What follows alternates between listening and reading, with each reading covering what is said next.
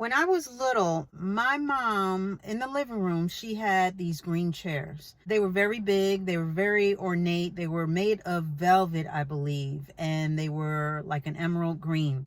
And the seat was tufted. I remember I would go into the living room and sit in those chairs, and I would just stare off into the bay window, and I would daydream. I could daydream for hours and play little movies in my head. And they'd be very vivid, very vivid. And I would be dancing. I would be singing with Madonna. I would be, hanging out with MJ. And I would be doing all these things. And again, I would just play these movies in my head, just full scope movies. And I was a serious daydreamer to the point where everything in the room would disappear. It was like I was not even in the living room anymore. Everything would disappear and I would be totally engulfed in those visions in my head. And I loved it. I used to love doing that because that was my little alone time. That was my time that I could just spend to myself, by myself, and just relax and just, I don't know, just go off someplace else. You know what I mean? I'm still in the house, but I was someplace else. I was in my own little world, and I used to go to my own little world a lot. We had like this big, like stereo. It was almost like a coffin. It was long and it was a rectangle type situation, and it had, record player and all this other stuff. And I would play my little Disney albums, and I would dance and make up little dances and songs. And yeah, I that was my creative space. You know what I mean? Sometimes my sister would join me, but for a lot of times I didn't need anybody around me. I was able to really entertain myself, and I did not mind being alone. I valued my alone time. I really did. I still do. For a long time, I shared a room with my sister. And then when I got a little older, I was able to have my own room. So I had my own room, which was towards the back of the house. And again, I would just stay in my room. I would draw. I would make up little stories. I would make paper dolls. I took my mom's she had a really old typewriter. I remember one summer, I made up in my mind that I was going to write a book. I don't remember what the book was about, but I was going to write a book, and I'm going to type it out, and it's going to be this and this and that. And when I tell you, I was such a dedicated writer. I mean, I would type on that typewriter like every day. But that was my alone time. That was me having time to myself and just being in my own little creative world. I haven't changed too much. I really haven't. I got a little taller, and everything else. But as far as me having my solitude, me having a quiet place to go so that I can think, so I can be creatively vital, so I can be creatively viable, just so that I can recalibrate and be by myself. I absolutely love it. I mean, nowadays I don't sit and stare off into space anymore, but I do find that when I am alone and when I'm in a quiet space and I'm disconnected from what's going on in the world, whether it be TV, music, all this other stuff, when I am in a quiet space, I can really get my creative juices going. Not only that, of course, there's a peace that comes on you when you can just be alone with your thoughts.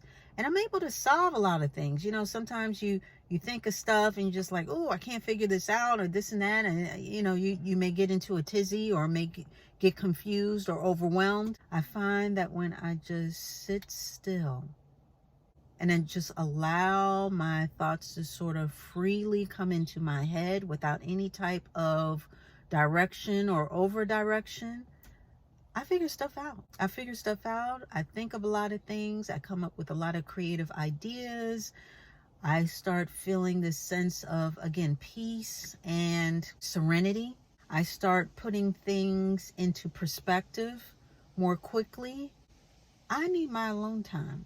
And I think that it's a very valuable thing to have that type of time for yourself. Some alone time, a very quiet place where you don't have any distractions, where you don't have to answer to anyone, including yourself. You're not on any type of deadlines. No one's asking anything of you, including yourself. You are just able to commune with yourself. And speaking of communing, I also find that this is the time that I love to commune with God as well. You know, I'll talk about something, and I just talk to God. I'll just talk to him, you know, just like he's sitting right here, you know, and I say, well, you know, this is going on, or this isn't going on, and why is that, da da da da, and you know, so got on my nerves today. And I mean, I just have this whole conversation with him, and he listens.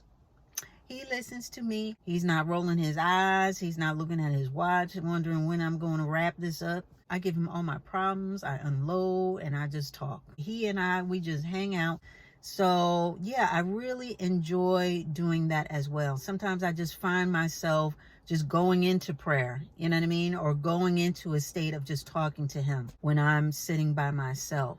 Again, it's just this unloading and this peace. I find that I am the most connected when I am disconnected, because you can be so easily distracted and overwhelmed by things, just the cacophony of everyday life, as far as being bombarded with visuals and sounds and just different things being pulled on you, whether you realize it or not, just being pulled on your senses and just activating things in you that can leave you tired, that really pull on your attention in so many different ways. When I'm disconnected from the world and the outside things, I'm more connected with my insides, with me, and really checking in on myself. You know, again, we talked about wellness checks, and this is a way to do a wellness check on me, on yourself, by tuning out and tuning in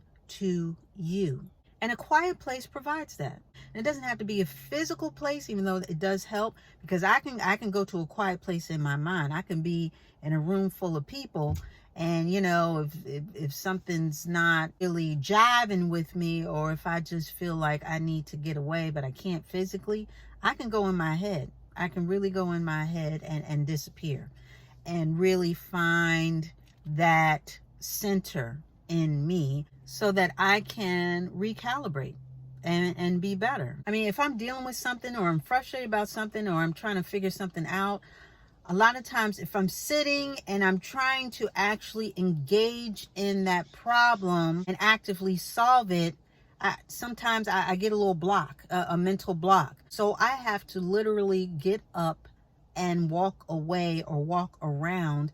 And I'm telling you, when I do that and I sort of unplug, that's when the ideas and the solving and the solutions sort of come to me. A lot of times when you're so focused in on something, you miss it. You know, you miss the answer, you miss the solution, you miss actually what you're trying to find. But when you look away for a moment, when you take a little respite, when you take a little breather and then come back to it, that's when you're able to really get it together. That's when you're able to really knock it down, if you will. You know, it's just like the baseball players. I heard Tamara Mowry, you know, she's one of the twins, you know, Tia and Tamara. She said that her husband told her, I think she was worried about something, and he basically gave her an example as far as how baseball players, you know, when they're on the mound and they're about to throw a pitch, they look at the person at bat, and then they look away. They look away and they take a moment, and then they go and pitch, you know, then they look back and they go and pitch. And that made a lot of sense. I really like that analogy, because that does apply. Sometimes you have to just look away, take a little moment to yourself, regroup, and then attack the problem. So that's what I do. And I find that to be very helpful to me, not only when solving problems, just with life in general. Like I said, just taking a moment for yourself. And it doesn't have to be hours upon hours, but it's just a thing of having a little reprieve so that you can recalibrate and rejuvenate. And a lot of times when I try and figure stuff out, I'll talk out loud. And that helps me to get it out of my head and make it somewhat tangible. Talking about it out loud sort of gives it a presence and gives it substance. Talking about it and giving it life that way, that's a part of my process too. And I tell you, there is no shame in my monologue game. Absolutely not. I talk to myself. I talk stuff out loud. I will say stuff and nobody's even, I'll have a whole conversation and nobody's even around. I talk to myself and even sometimes answer myself. Yes, I do. But again, that's a way for me to just sort of hang out with myself and just check in with myself and talking and really communing and laughing. You know, I'll laugh at my own jokes. You know, I don't mind spending time by myself. I don't mind I love being in my own company. I really do. I know that a lot of people, they don't like being by themselves. They feel incomplete. They feel like they have to always be engaged with someone, whether it's through conversation or some type of activity.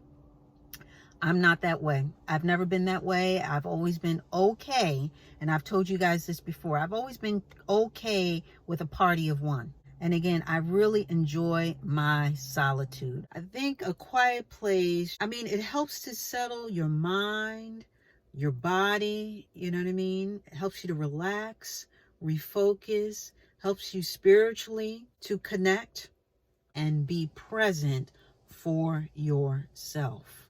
Go to that quiet place, that respite, that place where only you have access to and no one else can enter. But just be still. You know, you can look up at the stars, you can listen to the birds, you can go out in a field somewhere. It doesn't have to be anywhere fancy, it doesn't have to be anywhere far, it doesn't have to be anywhere, you know, ornate or, you know, something that you have to actually build or construct.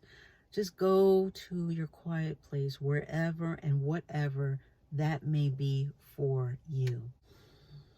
Just take a breath. Just take a breath and go. Go to that quiet place, as it is a destination that everyone should have on their wellness list. And with that, we are going to put a button on it.